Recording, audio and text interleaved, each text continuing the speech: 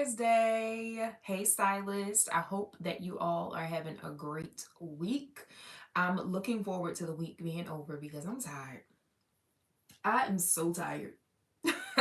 I had an entire event that I vended and spoke at yesterday. I partnered with the Baltimore Library, which our libraries are called the Enoch Pratt Libraries. And the main one downtown in downtown Baltimore was hosting an event for Women's Month called the Women's Workforce Luncheon. Yes. So I was a speaker and I also vended. And I spoke on really upgrading your workplace wardrobe and making sure that you're being intentional about the styles and the colors that you're choosing so that you can be confident, show up confidently, and so that you can, get promoted, get offered to the next job offer, and to really make sure that you're showing up as your authentic self in the workplace with style. So it was 6 speakers and I went first. I was the first one at 10 o'clock in the morning. I had to be there by 8:30. Did not get there until 9, but that's all right. But it was such a great experience, y'all. I have been speaking since 2018, but more consistently, I want to say since last year. And this opportunity was brought to me last year. So I was referred to the opportunity by a woman that I connected with at an event that I had went to last year, and she referred me to this opportunity, and she was there, so it was nice to like see her and thank her and all that good stuff, and to just catch up a little bit. But the event was really nice. I did really well. So we all the speakers basically presented on a stage. We had a podium, we had a mic, I had a clicker, and I had my presentation and just behind me, so that I could see it and use it as reference. So it was way easier than I thought it was gonna be. I've spoken on stages before, and the last stage I spoke on was huge, honestly. And it was a lot more women in the room. And was I more nervous for that one? I don't know. I think I was. But I will say we only had 15 minutes to present yesterday. So I think knowing that helped me to kind of like pace myself and say everything that was most important for me to say. So I really enjoyed that opportunity yesterday. I was able to book a call with a potential client. I was able to sell an ebook. I haven't checked back to see if I sold any more. And then I got quite a few potential clients to put their information in to get access to my freebie. So that way we could stay connected. They're now on my emailing list and all of the things. So it was a great experience. I was able to take some photos. I was able to get some content. So stay tuned for that, behind the scenes kind of day in the life reel that I'll be posting hopefully today. I gotta make sure I edit it. It's a busy day, y'all. But yeah, so I'm tired from that because that event started, like I said, I had to be there by 8:30. It really didn't start until 9. And I was there from 9 o'clock all the way until about 3:30-ish. And when you're speaking, when you're presenting, when you're vending, and when you're doing all the things, connecting with people, being social, you get tired. So, hey y'all, hey y'all. So, it definitely was a lot. So, I'm tired. I have to work today. I was actually off, but yesterday, but I have to work today. But I'm excited to talk to y'all today about imposter syndrome. And it kind of leads me from that story into the topic because for a long time, I didn't feel comfortable speaking in front of audiences. I didn't feel comfortable, actually standing on stage and speaking and talking and sharing my expertise. That was very scary for me. And interestingly enough, I feel like I'm a pro at this point, from really doing a ton of virtual events, virtual like live sessions and master classes during the pandemic consistently. It helped me and molded me into the stylist and expert that I am today. Because now it's like I can do anything. I can speak in front of anybody. And honestly, truly, I feel more comfortable speaking on a stage in front of a ton of people than I do in a small room in front of like 20 people. I guess because I'm closer to them and I could like see their faces. I don't know. But I was very, very comfortable, very, very confident yesterday. And I say that to say the more you do something, the more you flex that muscle, the more you do what you are afraid to do or what you're scared to do, the easier it becomes. So let me know in the comments if you're a stylist, where you're located, where you're watching from, what type of stylist you are, and if this is your first time tuning in. I know I asked y'all to respond to a lot of questions, but if this is your first time tuning in, let me know. Let me know if you're a stylist. Hopefully, you are, so that you can really relate to the topic of today. But I feel like even if you're not a stylist, you can always relate to imposter syndrome because we all go through it as business owners, as entrepreneurs, as people who aren't business owners, as people who aren't entrepreneurs. We all go through imposter syndrome and we deal with it all the time. So that's what we'll be talking about today. But for those of you who may be tuning in for the first time, thank you for watching. My name is Kristen, and I'm the CEO and founder of PSU, which is Project Style University, where I help first generation personal stylists truly turn their passion for styling into a profitable business. I do that through coaching, I do that through workshops, and of course, these live videos and my YouTube content. So I absolutely love talking and sharing my advice, sharing my expertise. I have been in the styling industry for 11 years, y'all. 11 years this year. And I'm so thankful to still be here, number one. But I'm also thankful for all the opportunities and the experiences and the challenges that I've gone through because, like I said earlier, they turned me into the stylist that I am today. So I'm specifically a personal stylist. I like to call myself a style savant because I do more than just personal styling, and that is what I coach my students on. Because styling is more than just clothes, styling is more than just putting cute outfits together.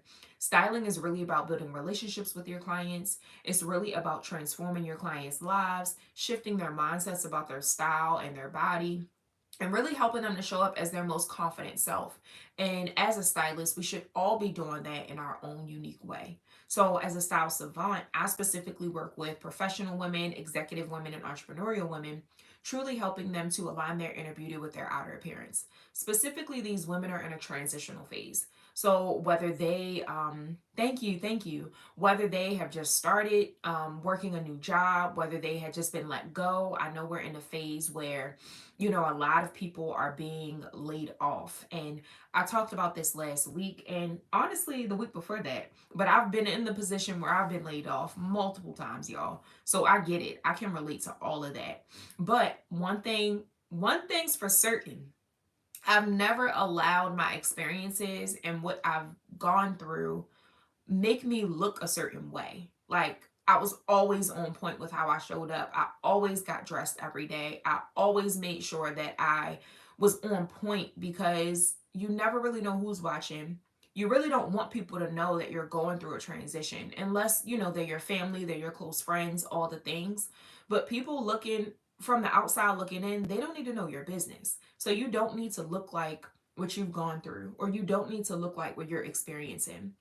And that's why it's so important as stylists to understand like we're doing more than just putting outfits together. Like we're saving people's lives. And it's a lot that goes into it. So it's so important for us to kind of move past imposter syndrome and keep pushing forward. Like it's natural for it to come up. I still get it. I still feel like I don't have enough experience. I still feel like I need to do more. I still feel like, I'm not good enough. But one thing about me is that I always push past that fear. And I want to encourage you all to do the same thing. So today, talking about overcoming imposter syndrome as a stylist. So, the first point I want to talk about is recognizing what imposter syndrome actually is. Really understanding, like, okay, this is how I'm feeling. This is how I'm feeling right now. I feel like I'm not enough. I feel like I'm not good enough. I feel like I haven't been styling for long enough to tell people what to do. I feel like I don't have enough experience. I feel like I need to go back to school to be a stylist. I feel like. It's like, sis, or bro, because we have some guys out here too that are stylists, and it's like you have everything that you need. You literally have everything that you need. One thing that I will say that you may not have is technically the experience. Maybe you're new to the industry and you're like, I don't really know how to dress body shapes. I don't really know how to dress body types. I don't really know how to do this. Well, go out there and learn how to do it. Go out there and figure out how to do it. The thing about entrepreneurship is that we're all figuring it out. A lot of the times, especially for the styling industry, there is no right or wrong way on how to do things. What works for you may not work for me. What works for me may not work for you. But I will say that there are some things to consider as a stylist. So, considering working and really making sure that you are, what's the word I'm looking for?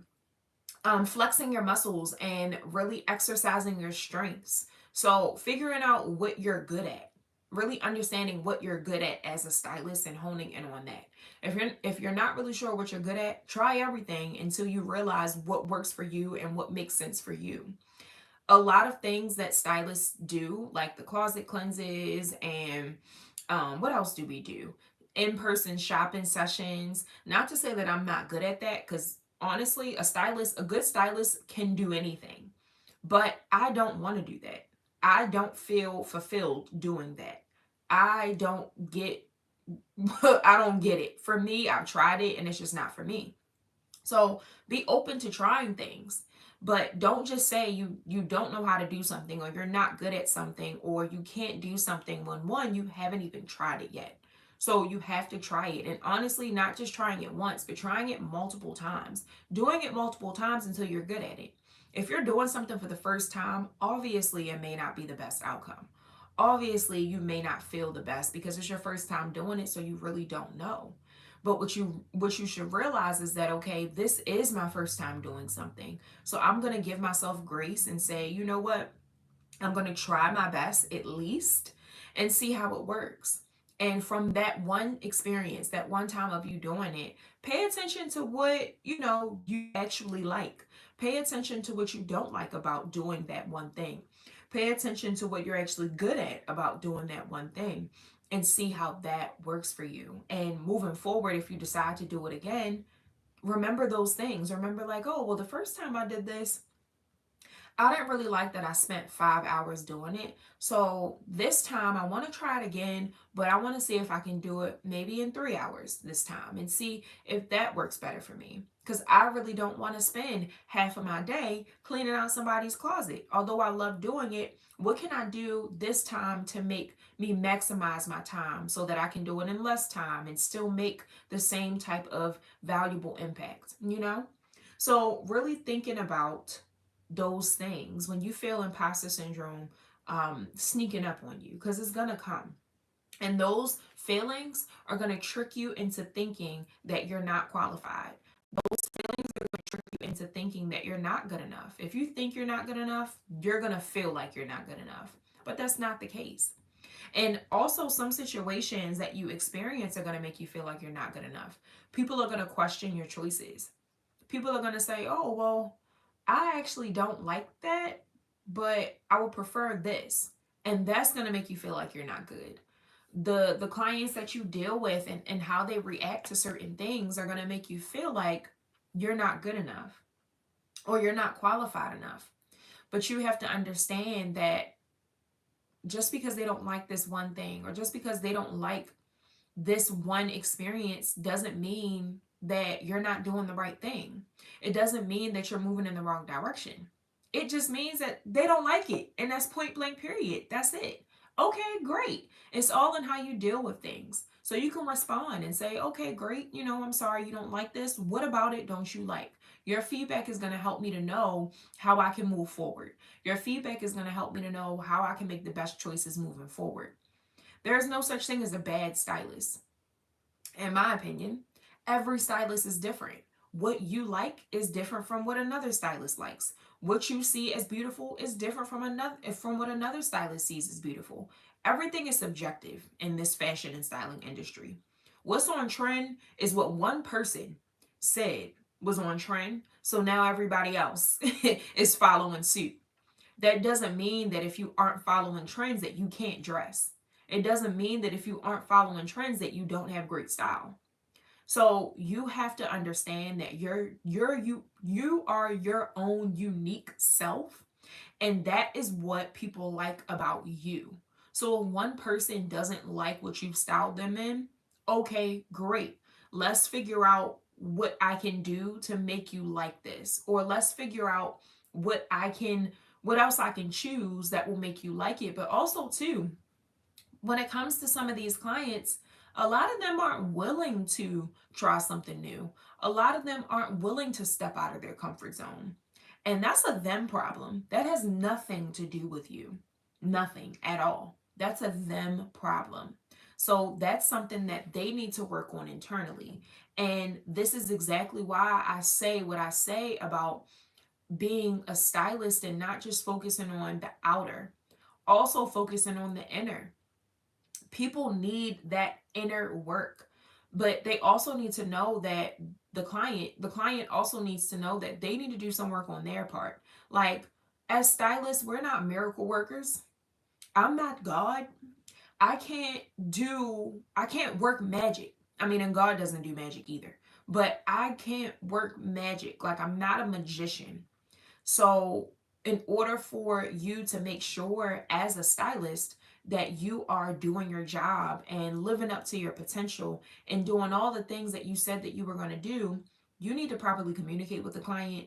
You need to also understand, like, that you aren't like a miracle worker. So, in order for you to do what it is that the client is needing, and in order for you to properly service the client, you have to ask questions. You have to communicate. But you also have to understand, who you are as a stylist. Yeah, I chose this because of this.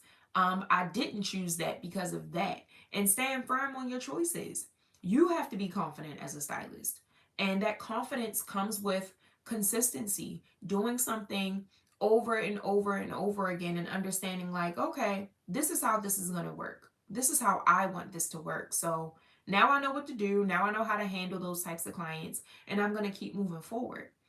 I can't deal with clients who, like we talked about last week, those red flag clients. I can't deal with clients like that, because those are the types of clients that are going to make me feel like I don't know what I'm doing, when in reality, I know exactly what I'm doing, because that's why I'm here. That's why they hired me, because they know that I know what I'm doing. They know that I know what I'm talking about. They know that I have great style. That's why they hired me. But as a client, they're going to have imposter syndrome. They're going to think that they can't wear, or they're not capable of wearing, or they aren't skinny enough to wear, or they aren't young enough or even old enough to wear certain things. So when the client has imposter syndrome and the stylist has imposter syndrome, it ain't going to work. So it's okay for the client to have imposter syndrome. That's okay. But you as the expert, you as the stylist, you can't have that. So when you feel those things coming up, when you feel those feelings coming up, you have to know what's happening, allow yourself to feel if you have time, allow yourself to feel that, and then regroup and say, hey, look, I'm a great stylist regardless of what I've experienced. I'm a great stylist regardless of what people have said. I'm a great stylist regardless how long I've been doing this. And you have to talk yourself out of that imposter syndrome. You really, really do. Because that is going to bring up doubt. That is going to make you feel like, that is just not going to make you feel the best. So you have to learn how to talk yourself out of that. And the more you talk yourself out of the imposter syndrome, the easier your styling experience and your styling journey will be.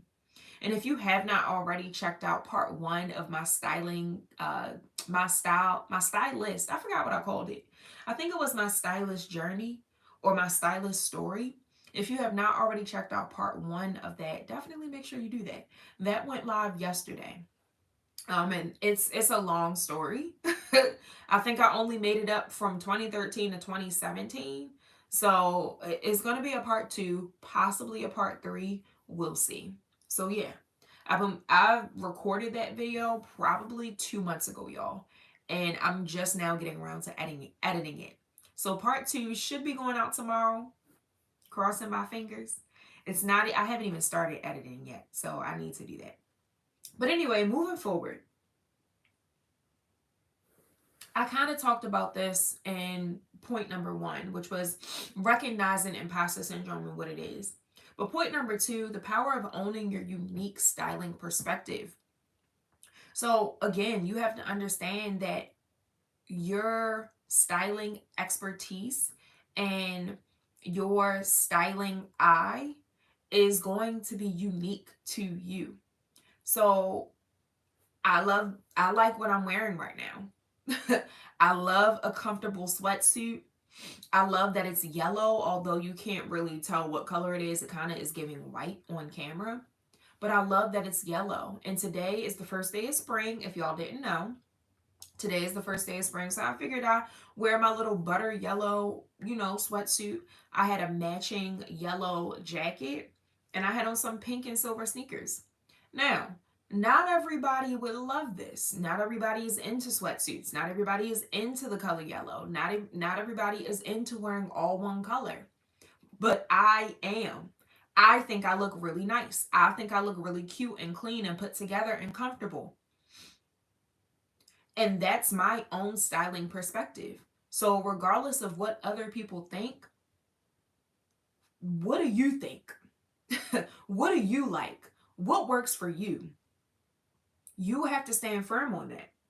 Because when you're confident in your choices and what you're choosing for people, clients can see that. Clients can feel and see that confidence. Now, when you're not confident, they can see and feel that too. And if this is their first time ever working with the stylist and their first time ever like being pushed out of their comfort zone to try something new, and they're not confident and they're like, I don't know. And then you aren't confident either. And you come to them like, yeah, maybe this isn't the right color for you. Maybe they're not going to feel good about investing in your offer. They're not going to feel good about investing in you because you didn't show them that you were even confident in your own choices. So you have to be confident. You have to be confident and you have to own your own unique styling abilities. Your journey, experiences, and your eye for style is uniquely yours. But you also have to stop comparing what you choose, your choices, and your experiences to other stylists. You cannot do that.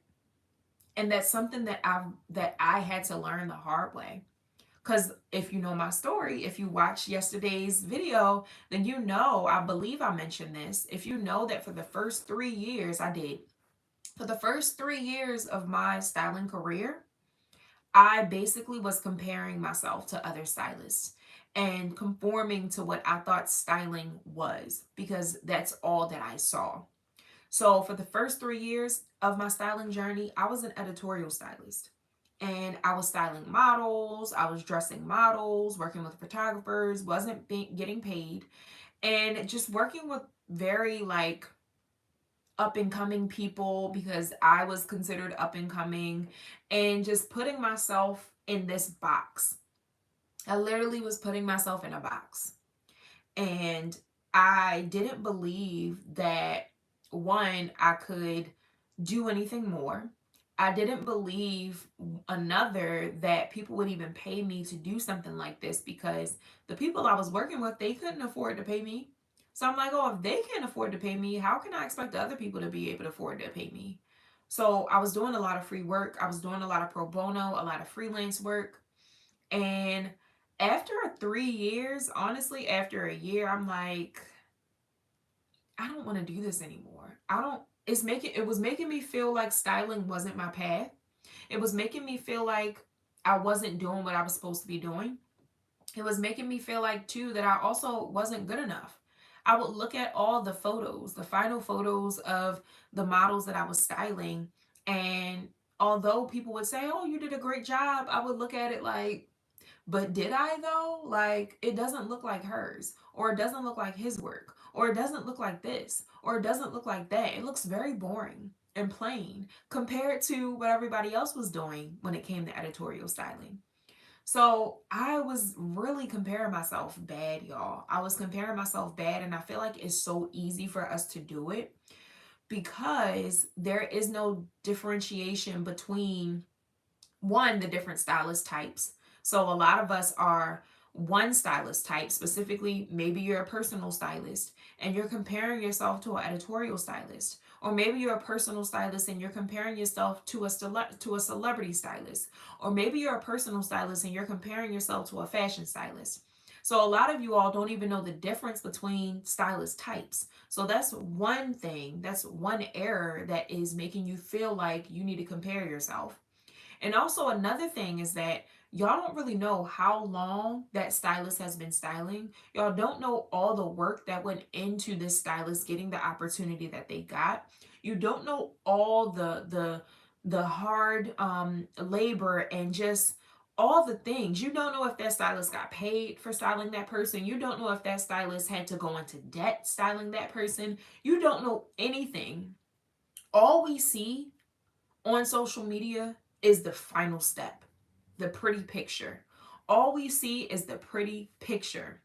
And we then compare ourselves to that. But you can't compare yourself. You can't compare your chapter 1 to someone's chapter 20. You can't compare your chapter 20 to someone else's chapter 5.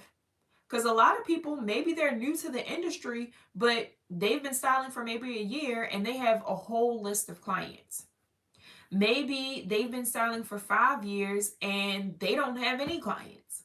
So you cannot compare where you are to where someone else is. It doesn't work like that. Even if that stylist has been styling for as long as you, and even if y'all have the same amount of experience, same type of clients, same whatever, even if that is the case, you still shouldn't be comparing yourself. Why? Because y'all have experienced something completely different in this journey. And that's what makes us all unique. Our experiences and what we go through. That's what makes us unique as stylists. There can be another style savant somewhere. There could be another style savant focusing on body shapes, capsule wardrobes, and confidence building, helping women to align their inner beauty with their outer appearance. Working with professionals, executives, and entrepreneurs. Offering virtual and hybrid styling that also gets on YouTube and helps other stylists build their businesses. There could be another style savant doing that exact same thing in another city, in another state, in another country. But guess what? She or he does not look like me. She or he has not experienced what I've experienced. She or he is not experiencing what I'm currently experiencing. So that is what makes me unique. That is what sets me apart from her or him. Although we have the same title, although we offer the same kind of services, although we do some of the same things, it will never be the same because we are all different and we are all unique in our own way. So we have to remember that. We have to remember that. Clients are not drawn to us for what we do, they're drawn to how we do it.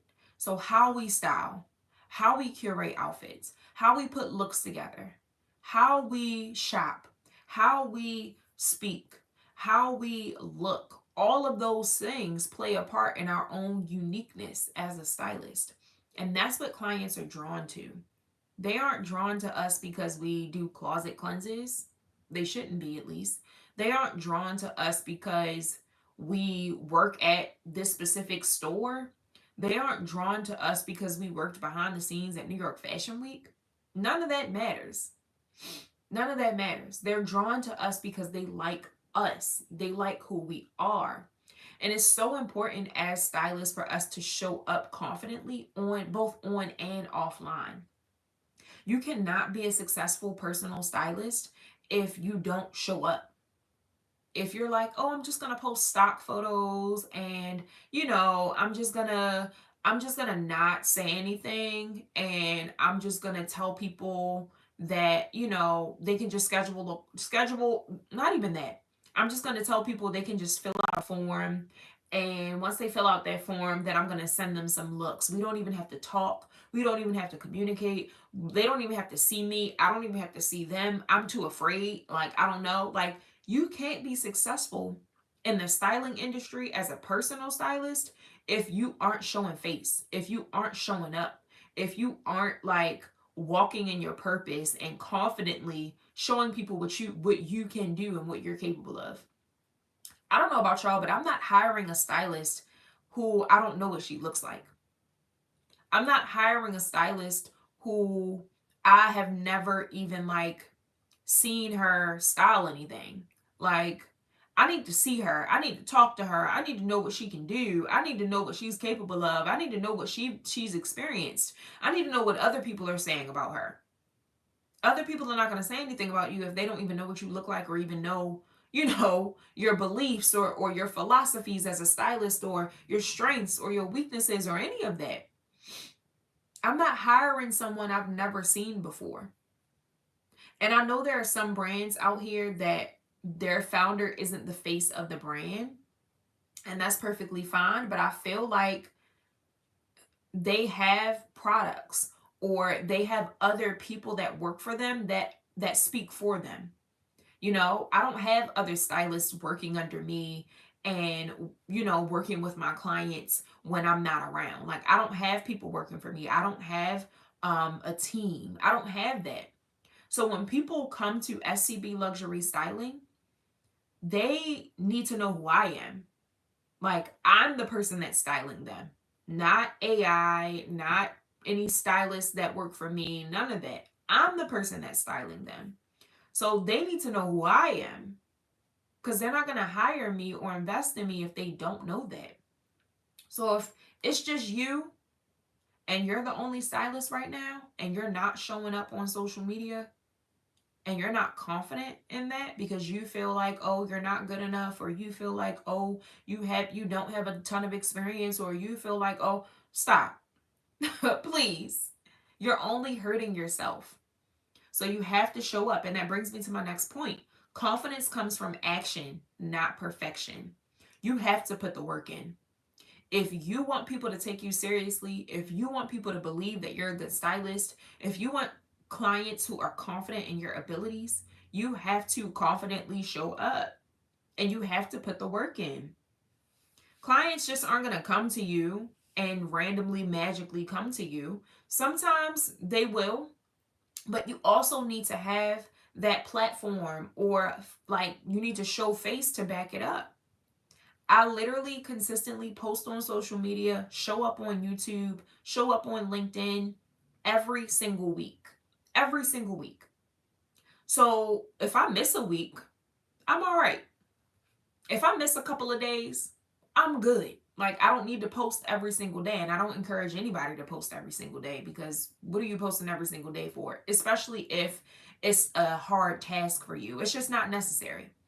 But finding a consistent schedule that works for you. For me, it's Monday, Wednesday, Friday. And Tuesday, Thursday, I go live. So I'm posting Monday, I'm posting Wednesday, I'm posting Friday, whether it be a reel, whether it be a short, whether it be a piece of content, whether it be a photo of myself, I'm posting.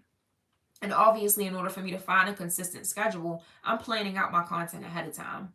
A lot of the times I don't post in real time because I just don't have the capacity to do that. So, or like the time to sit and be like, oh, okay, what am I posting today? I already know what I'm posting. Most of the time, my content is scheduled because I plan ahead of time. So I'm showing up. So if I miss a couple of days, or if I miss a week, and people are looking for me, or people are looking to see what I have done, they can go to my Instagram and they can see that it's updated. Oh, she posted 3 days ago. Cool. They can go to my LinkedIn and see that it's updated. They can see my resume. They can see what I've experienced. Oh, she posted 24 hours ago. Or oh, she posted last week. Or oh, she was just at this event yesterday.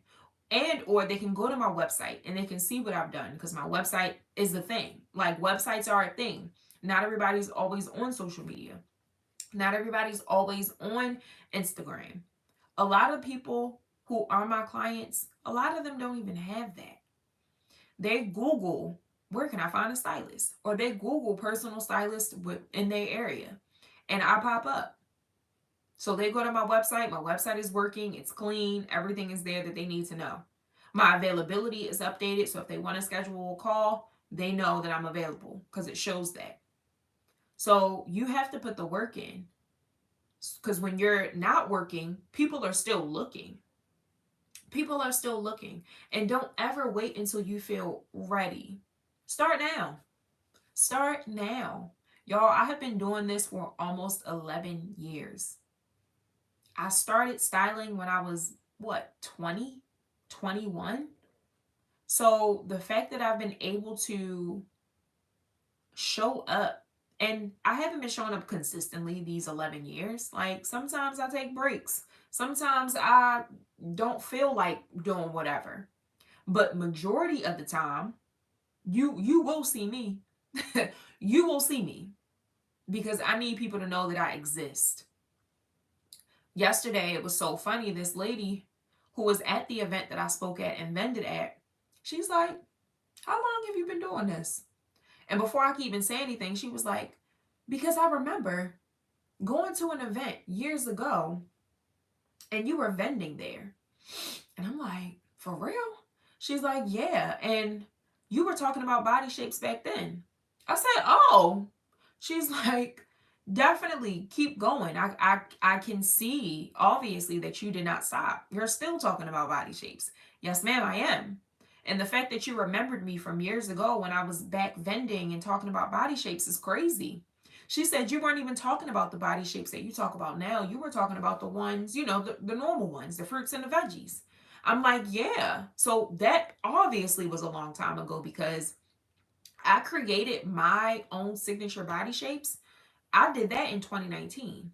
So it had to have been before 2019 where she saw me vending because, like, I don't even talk about those fruits and veggies anymore. But it was one point where I was.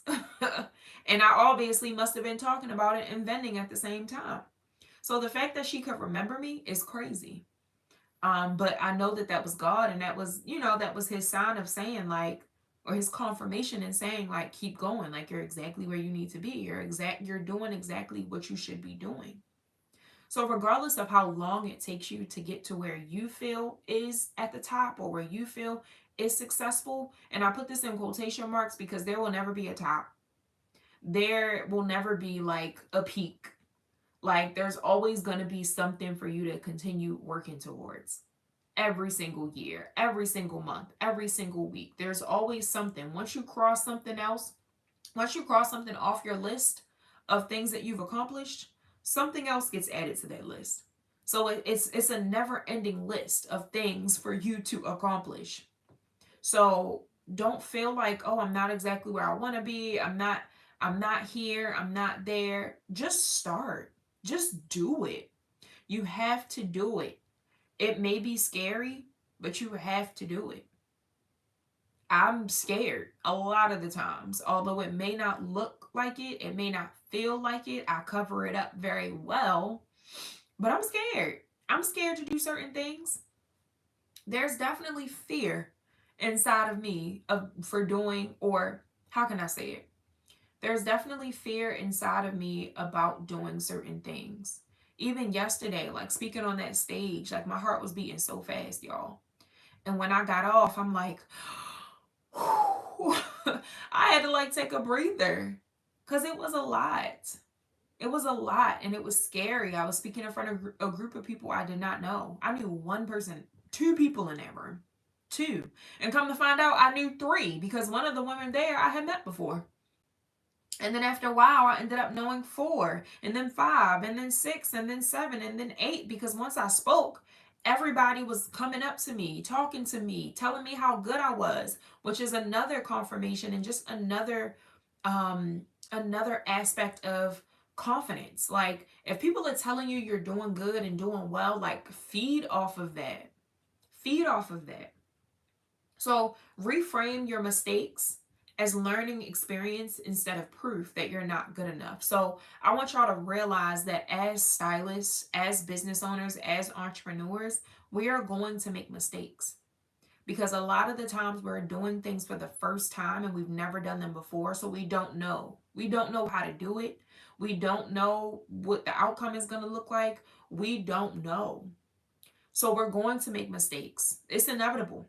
Like there's no such thing as not making a mistake in life.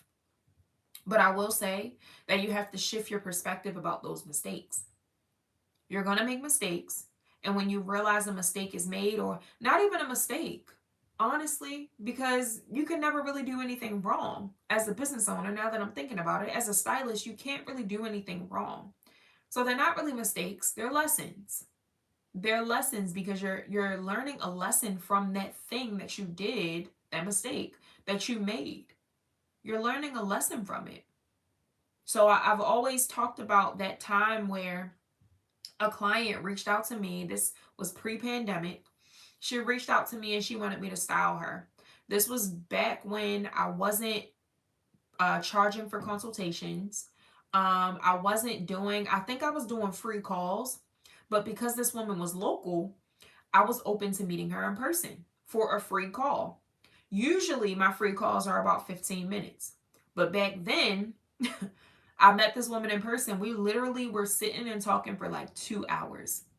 2 hours of my time being spent giving her ideas, listening to what she wants to do, listening to her vision, understanding her goals. And I'm giving advice, I'm giving tips, I'm giving guidance, and I haven't even been paid yet for my expertise. That's brain power. I should be getting paid, but I didn't. And then we talked about what she wanted me to do. She wanted me to style her on top of 6 other models, y'all. One person. She wanted me to style her on top of 6 other models for a photo shoot. And I said, okay, I'm going to figure out how much that's going to cost. At the time, I wasn't separating the client's budget from my service fee. At the time, I didn't even have really honestly set prices. I didn't have any of that. I didn't offer packages. I just had different services and I had starting prices. And I allowed her to quote me. Well, honestly, I quoted myself at like $1,200, maybe $1,500 max to style 7 people. And that was supposed to cover the clothing.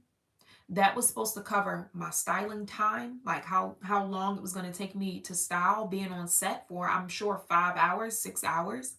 That was also going to cover mileage. That was also going to cover gas. That was also going to cover labor. All of that was supposed to be handled in that quote that I gave her of about $1,200 to $1,500.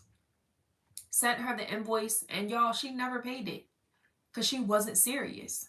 She wasn't ready. And at that point in time, she still thought that was too much. So I'm thinking, like, dang, like, did I do something wrong? Like, that was a mistake. I didn't wasted all my time. When in reality, it was a lesson because it encouraged me to now be very set boundaries ahead of time, set the foundation of ahead of time, communicate to the client like, hey, if you're interested in me styling you, you now have to schedule a call with me. I'm only giving you 15 minutes of my time, and this is going to be virtual. I'm not coming to meet you nowhere. I'm not coming to your office. I'm not doing none of that. And yeah, it could still be free, but I ain't doing none of the stuff I was doing before. And if you're serious about working with me, you now have to pay for a consultation. I'm not doing that for free. I'm not, excuse me. So that lesson, that mistake that I made, was a lesson for me to now start shifting in a completely different direction in my business. Honestly, the direction that I probably should have been going into in the first place. So certain things are going to happen in your experience that's going to cause you to do other things. It's a cause and effect. It's going to cause you to do other things the right way, in a better way.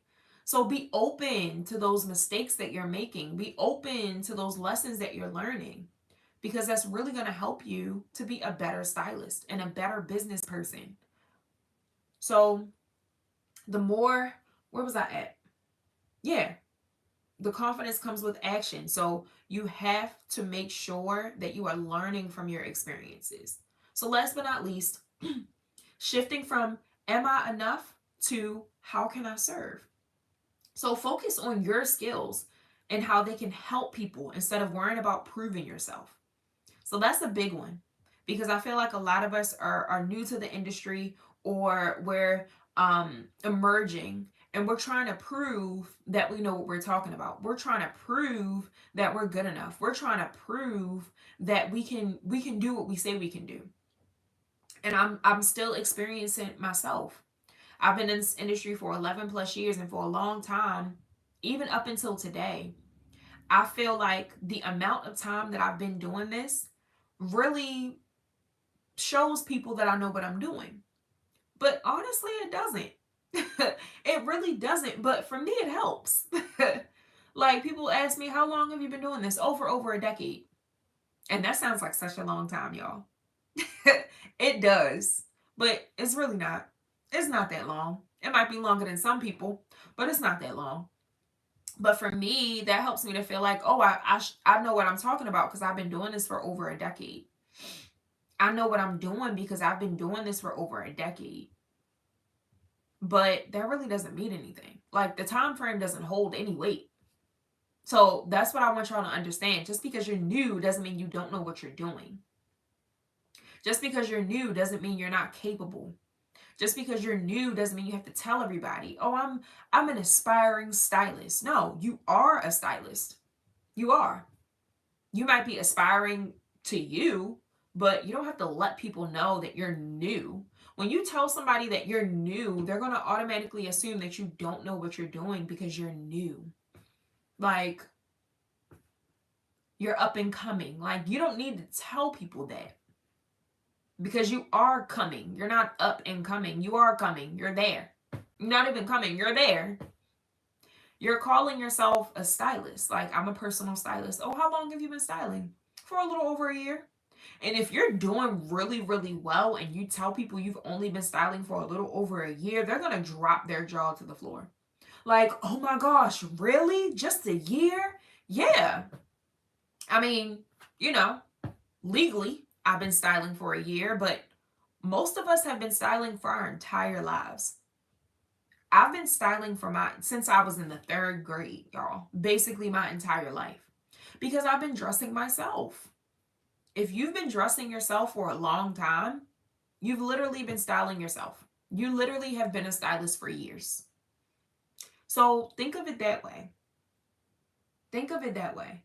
Don't focus on proving yourself. Focus on how you can help people. Remind yourself of the transformations you've created for past clients. Even wins, even small wins count. So if you've had maybe one or two clients, focus on those client experiences and how well they were able to receive what you did for them. Honestly, I've had a bunch of clients, but I really only have been focusing on these two clients that I had last year, which were amazing experiences. Yesterday, someone in the audience asked me during my presentation, can you talk about a time where you helped someone and, it was a positive outcome? So immediately I thought of one of my clients that I worked with last year, and I was able to speak on that. So if you don't have any clients just yet, go out and get some. You don't have to get paid for it, just get the experience. And if you do get paid for it, that's a plus. But if you're new to the industry, don't expect to come out the gate getting paid. Because you have to get your footing. You have to get your feet wet. You have to get some experience. Now, if you're new to the industry and you want to charge, great. And people pay you, bet. I love that for you. But I know when I first started, nobody was paying me. And 9 times out of 10, it was because I didn't feel like I was worthy of being paid. So you can get paid being new to the industry. But if you don't feel like you can get paid, going back to that imposter syndrome, if you're allowing that imposter syndrome to get in your head and you don't feel like you're capable of getting paid or being paid, then they won't pay you. And if you allow people to talk you down or make you feel like, is that really worth the price point that you're asking me for? And you allow them to make you feel that way, then that's something you have to go through and that you have to experience on your own.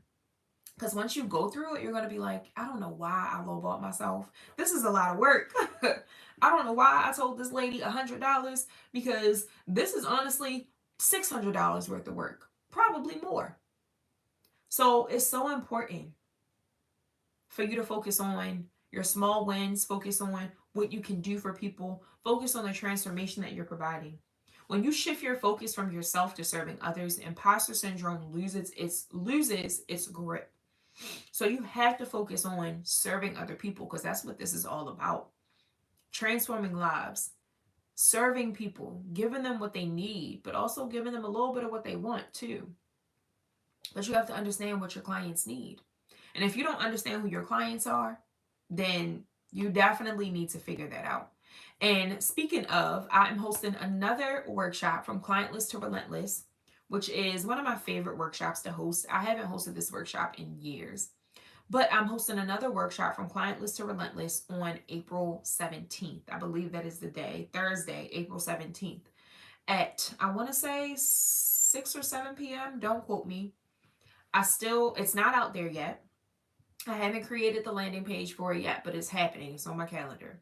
So if you want to stay updated with that and you want to attend from Client List to Relentless, the workshop, make sure you subscribe to my channel right now. Make sure you comment below and let me know that you're excited for From Client List to Relentless. Make sure you let me know that you're excited that you found me, that you're excited that you've been listening to these lives, and that you love the content that I create. And also, there's going to be a link in the description that's going to lead you to my mailing list. So, my emailing list. So, every week I send out emails to my emailing list, the stylists that are subscribed to PSU. And I send out emails and advice and videos out to that list every week. So, if you want to be a part of that, definitely make sure you click the link in the description box below and it will subscribe you to that mailing list. So I hope this was super, super helpful for you. And I hope that you enjoyed this topic of conversation. Obviously, I could talk about this all day. I always say 30 minutes, but it always ends up being more than 30 minutes. You already know. But I look forward to seeing y'all next week.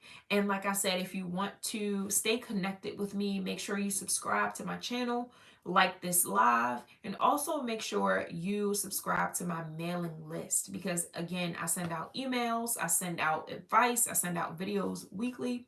So you can stay updated on my next workshop that's happening August 17th from Client List to Relentless. Thanks so much, y'all. I will see y'all next week, and I hope y'all have a great rest of y'all's week. Bye.